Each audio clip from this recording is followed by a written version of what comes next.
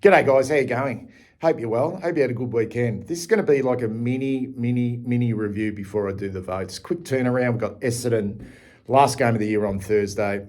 And I don't want to spend a hell of a lot of time on a 53-point win against Witches Hats.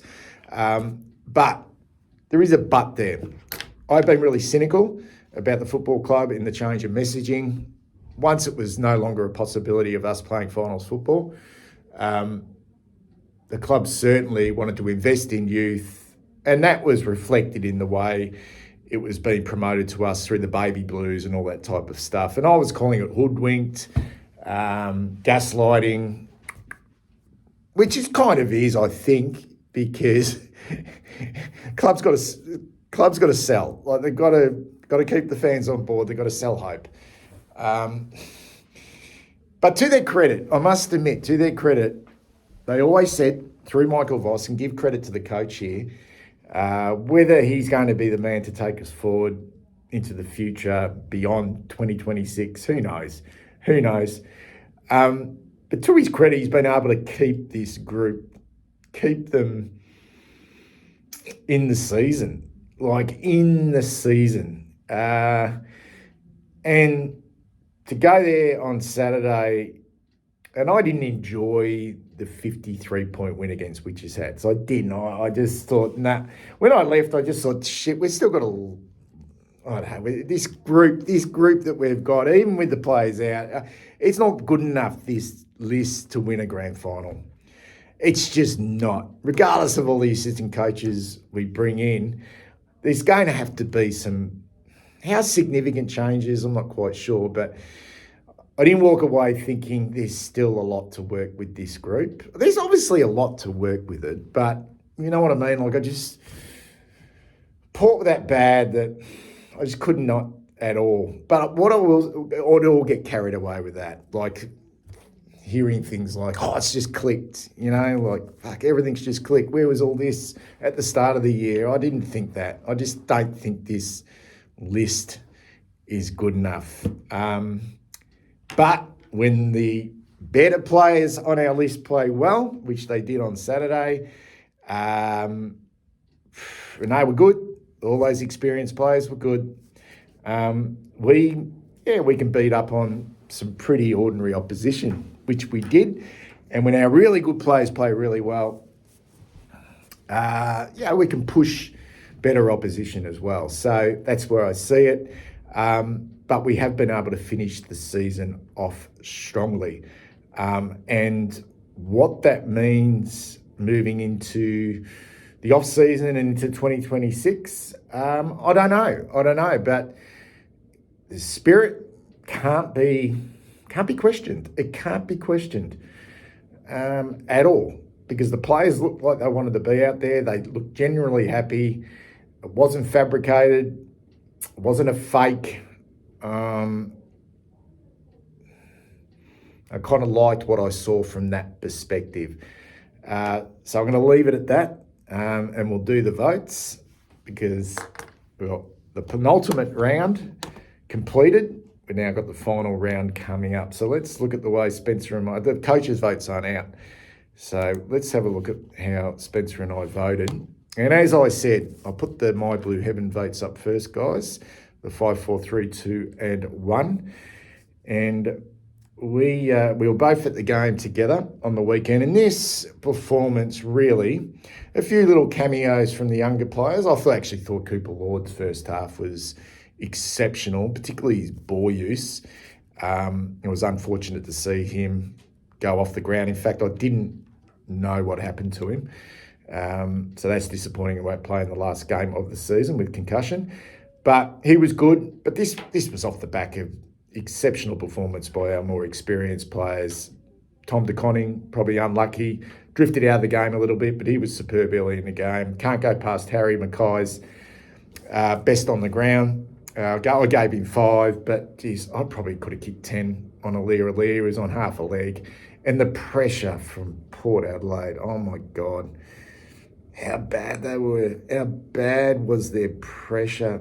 Oh my God. I gave George Hewitt, who was in everything for 4 quarters, gave him 4 votes. Sam Walsh, good to see him back. good to see him back. Still some of the areas of his game that I don't necessarily like will still remain. He's an exceptionally good player. He actually looked like he had some real, I don't know, some freedom about the way he moved, which was a pleasing sign. Gave him 3. Zach Williams has actually put together a pretty solid back half of the season. Gave him 2, and Cripps, I gave him the 1 vote because he ended up hitting the scoreboard with two goals. Spencer Wett, Mackay, Hewitt, Sam Walsh, and Zach Williams, and Blake Acres finally gets a vote in the My Blue Heaven medal. Let's have a look at the leaderboard, guys. George Hewitt's won this award, 102 votes. He's hit the century. Georgie Hewitt's had a fine season. Holland's in second position. Patrick Cripps could catch him on Thursday night. Chera, Wiedering, Haynes, DeConning, Big Harry goes up into the top 10. Jack Silvani, Cooper Lord still hangs on to 10th position. But given Sam Walsh will play again this Thursday night, I reckon maybe young Cooper Lord may drift out of that top 10. And look down the bottom there, Blake Acres. It's hard to believe, coming into the season, he was probably in the top 10 players at our football club, and he's scored 1 vote in the My Blue Heaven award. Let's go to the My Blue Hell medal. And the votes, always difficult when you have a 53-point win because it's always an even contribution of players. And I think every player on the field did something of note and had a little impact here or there. But we both went with, both went with the same players, just in different order, although we both had Adam Sard at the top. Yeah, just out of sorts, Sardi, just out of sorts. We gave him the 5 votes. I gave Moya. I just think he could have cashed in this game. It was the perfect opportunity. And I know the ball was going through Big Harry.